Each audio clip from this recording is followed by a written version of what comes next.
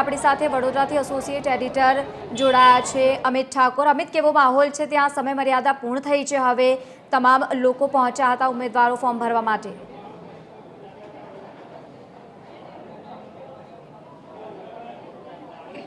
જો જે 3 વાગ્યાની ડેડલાઇન છે, જે ટાઈમલાઈન છે એ પતી ગઈ છે અને તેમ છતાં વડોદરા કલેક્ટર કચેરી સહિત ફોર્મ ભરવા માટે જે પણ ઝોનની મામલતદાર કચેરીઓ છે જ્યાં વ્યવસ્થા કરવામાં આવી છે ત્યાં હજી પણ કાર્યકરો, ટેકેદારો, ઉમેદવારોની ભીડ જોવા મળી રહી છે। જોકે ખૂબ ઓછી ભીડ છે અત્યારે, કારણ કે 3 વાગ્યાની ડેડલાઇન હતી। આજે ફોર્મ ભરવાનો અંતિમ દિવસ હતો અને 3 વાગ્યા પહેલાં જે તમામ વડોદરાના 19 વોર્ડના જે ઉમેદવારો છે, ખાસ કરીને તેમના ટેકેદારો છે અને ડમી ઉમેદવારો છે, એ પહેલાં જ 3 વાગ્યા પહેલાં ત્યાં પહોંચ્યા છે તમામ કચેરીઓમાં। અને હજી પણ જે પાછળથી પહોંચેલા ઉમેદવારો છે તેમના ઉમેદવારી પત્રો ભરવાની પ્રક્રિયા હજી ચાલુ છે।